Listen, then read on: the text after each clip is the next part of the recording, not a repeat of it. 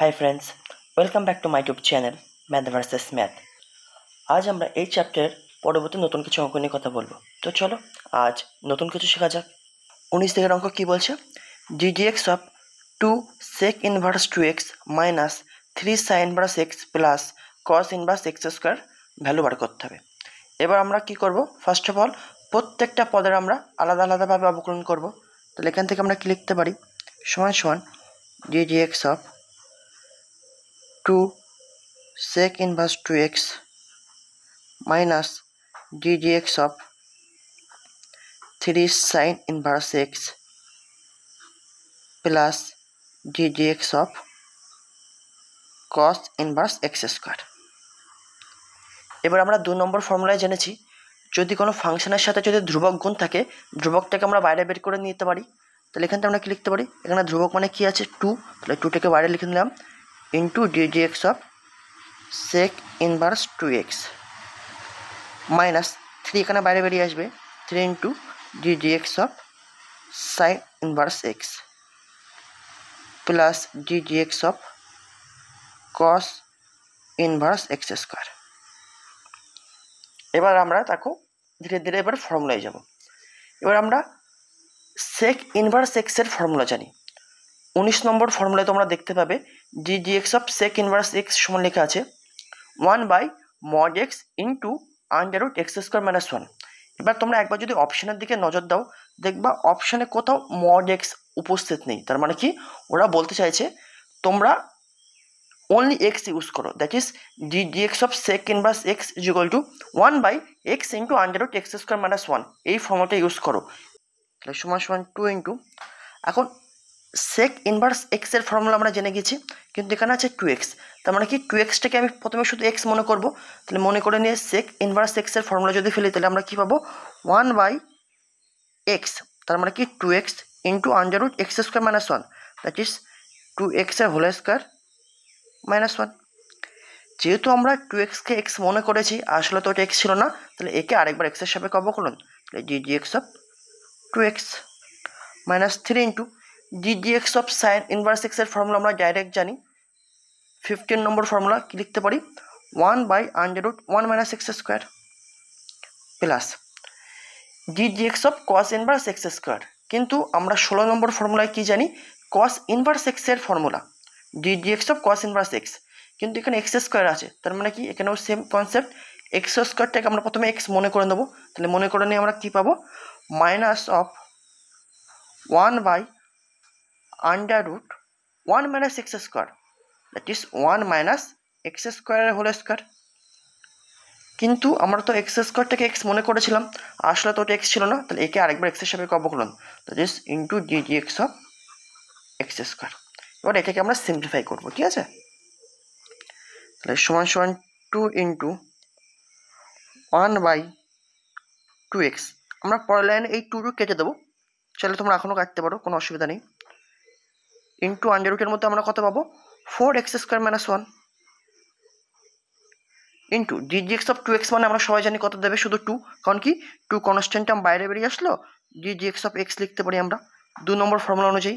R ddx of x মানে তো আমরা সবাই জানি 1 হয়, সেজন্য ডাইরেক্ট তুমি 2 ইন্টু 1 2 করে দিতে পারো, তবু আমি একটা লাইন এক্সট্রা করলাম।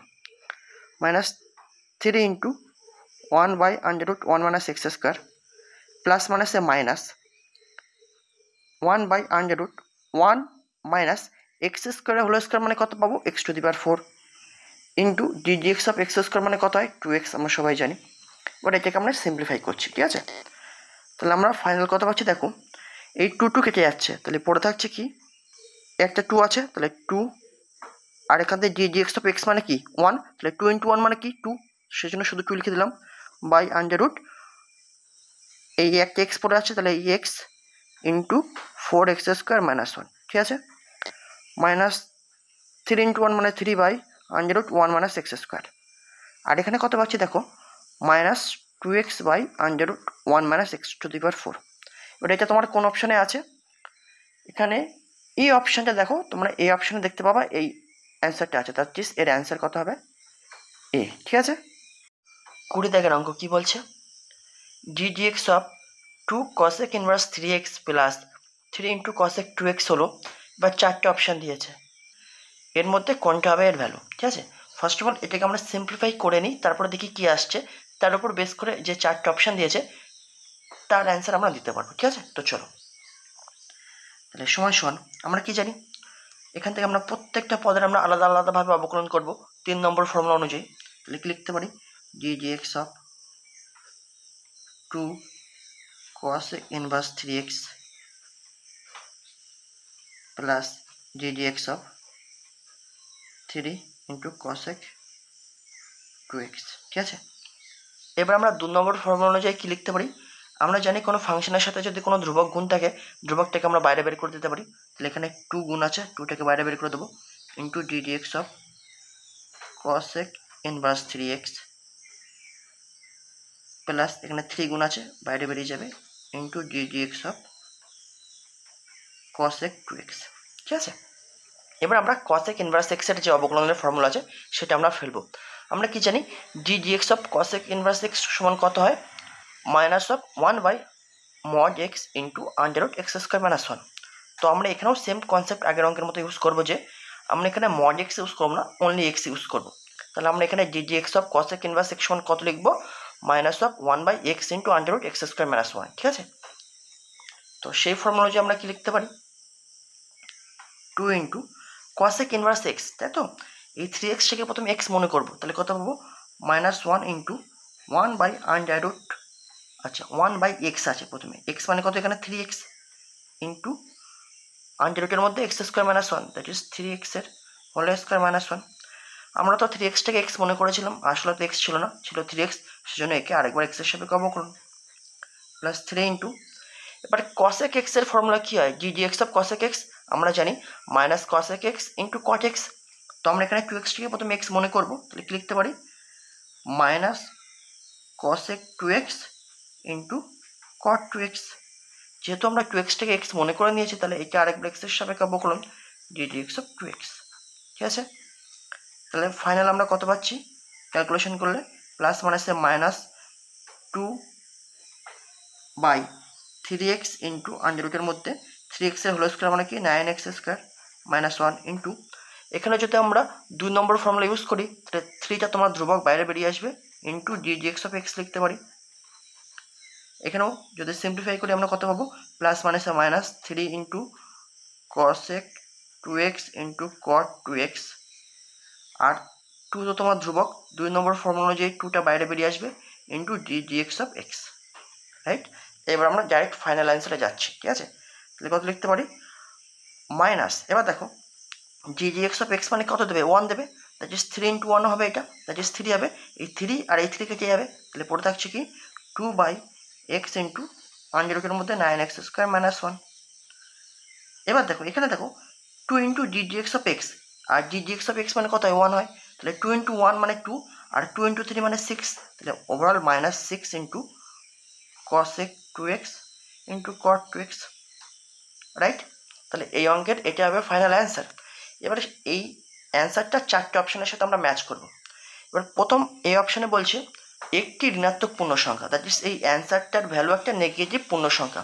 এখন এক্স এর ভ্যালু যদি তুমি না জানো, তাহলে এর ভ্যালু পজিটিভ হবে কি নেগেটিভ হবে তুমি বার করতে পারবে না। দ্যাট ইজ যেহেতু আমরা এক্স এর ভ্যালু জানি না, সেজন্য এ অপশন আর বি অপশন এই দুটোই ক্যান্সেল হয়ে গেল। কারণ কি, এক্স এর যেহেতু ভ্যালু আমরা জানি না, সেজন্য আমরা এর ভ্যালু পজিটিভ না নেগেটিভ আমরা বার করতে পারবো না। আর এই অপশানে বলছি একটি ঋণাত্মক পূর্ণ সংখ্যা, বি অপশানে বলছি একটি ধনাত্মক পূর্ণ সংখ্যা। যেহেতু আমরা এটা পজিটিভ না নেগেটিভ বলতে পারছি না, তাহলে এ অপশান আর বি অপশান বাদ চলে যাচ্ছে। ঠিক একরকমভাবে এর যেহেতু আমরা ভ্যালু জানি না, এটার ভ্যালু 0 হবে কিনা সেটাও আমরা বলতে পারছি না, দ্যাট ইজ সি অপশানটাও বাদ পড়ে গেল। দ্যাট ইজ ডি অপশানে দেখো একটি এক্সের অপেক্ষক, হ্যাঁ অবশ্যই এটা একটি এক্সের অপেক্ষক, কারণ কি এখানে এক্সওয়ালা জিনিস আছে। আর প্রথমত যেহেতু 3টে অপশান বাদ পড়ে যাচ্ছে, তাহলে একটা অপশানই পড়ে থাকছে, তাহলে অ্যান্সার হবে এই অঙ্কের অপশান ডি। ঠিক আছে, এবার চলো আমরা নেক্সট অঙ্কে যাবো। 21 দাগের অঙ্ক কি বলছে, ddx of cos inverse x plus cos inverse under root 1 minus x square এর ভ্যালু আমাকে বার করতে হবে। প্লাস অ্যান্সারটা আছে 4টে অপশানে, সেই আমরা যে ভ্যালুটা বের করবো সেই ভ্যালুটা কীরকম হবে সেটাই 4টে অপশানে দেওয়া আছে। ঠিক আছে, এবার দেখো আমরা সবসময় একটা জিনিস চেষ্টা করব, যখন এরকম ফর্মে থাকবে না cos ইনভার্স ফর্মে বা যে কোনো ইনভার্স ফাংশন ফর্মে থাকবে না, আমরা চেষ্টা করব সেই ইনভার্স ফাংশনটাকে কাটা যায় কিনা। তো সেটা কীভাবে কাটা যায়, আমরা কি জানি কস ইনভার্স কস থিটা সমান আমরা কি লিখতে পারি থিটা, কারণ কি কস ইনভার্স আর কস কেটে যায়, গিয়ে শুধু থিটা পড়ে থাকে। দ্যাট ইজ ইনভার্স ফাংশন কাটতে গেলে একটা নর্মাল ফাংশন এর সাথে আনতে হবে, তাই তো? তাহলে সেমভাবে এখানে দুটো ইনভার্স ফাংশন আছে, এখন যে কোনো একটাকে তুমি কাটার চেষ্টা করো, তাহলে অন্যটা অটোমেটিকভাবে কেটে যাবে, নয়তো কাটার ব্যবস্থা করা যাবে, ঠিক আছে?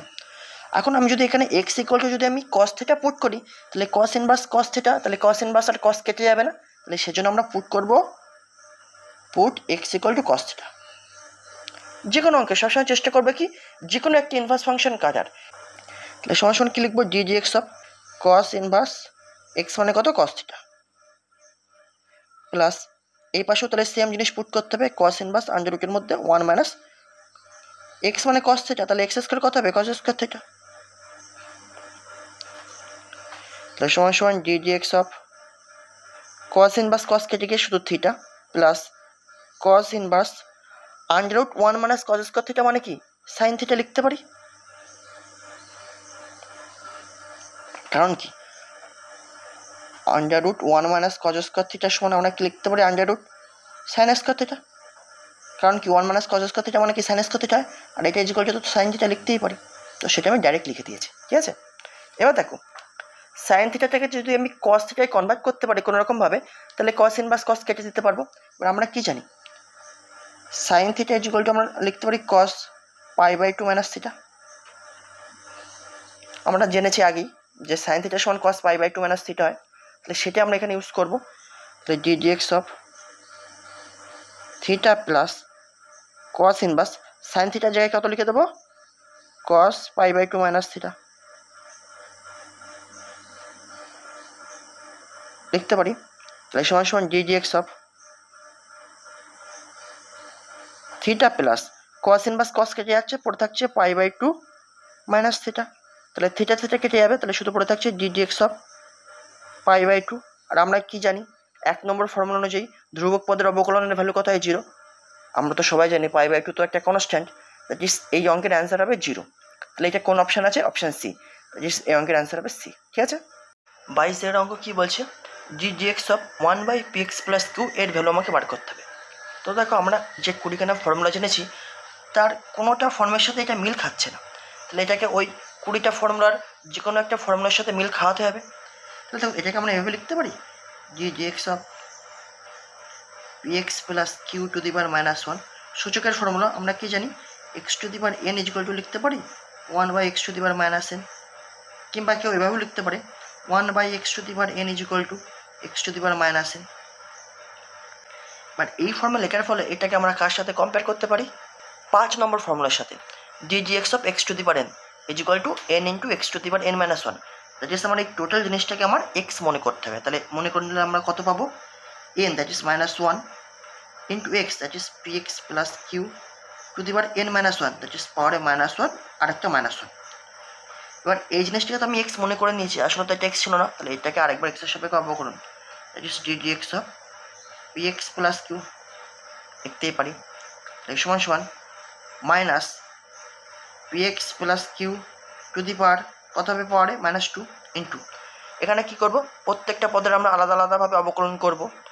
3 নম্বর ফর্মুলা অনুযায়ী লিখতে পারি d x of p x plus d x of q, right, সমান minus p x plus q এর পাওয়ারে -2 ইন্টু এখানে আমরা কি জানি 2 নম্বর ফর্মুলা অনুযায়ী যদি কোনো ফাংশনের সাথে ধ্রুবক পদ গুণ থাকে সেটাকে আমরা বাইরে বের করে দিতে পারি, এখানে পি বাইরে বেরিয়ে আসবে into d x of x plus আর 1 নম্বর ফর্মুলা অনুযায়ী ধ্রুবক পদের অবকলন কত হয় 0, কিউ তো তোমার ধ্রুবক, তাহলে এর ভ্যালু কত 0, তাহলে সমান কত লিখতে পারো তুমি minus p x plus q to the power -2 into p into কারণ কি ডি এক্স অফ এক্স এর ভ্যালু কত হয় 1, তাহলে পি ইন্টু 1 প্লাস 0, তাহলে ওভারঅল তুমি কত পাচ্ছ মাইনাস পি ইন্টু 1 মানে পি, পি প্লাস 0 মানে পি, তাহলে minus p into p x plus q to the power -2।